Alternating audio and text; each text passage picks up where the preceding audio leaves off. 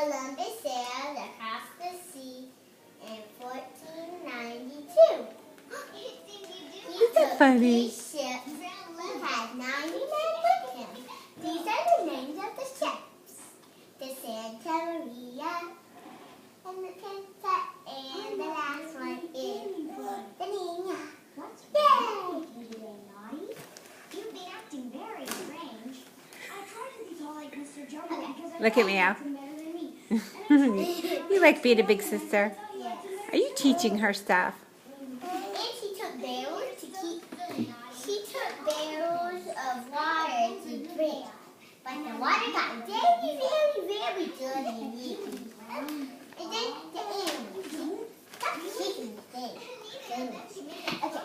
And the animals he took pigs, he took goats, and he took chickens. The chickens laid the eggs for him to gobble all of them.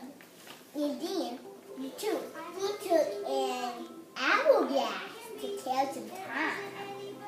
To tell the time.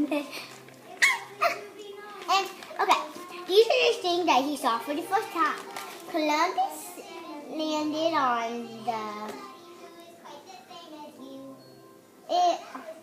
Columbus landed on an island.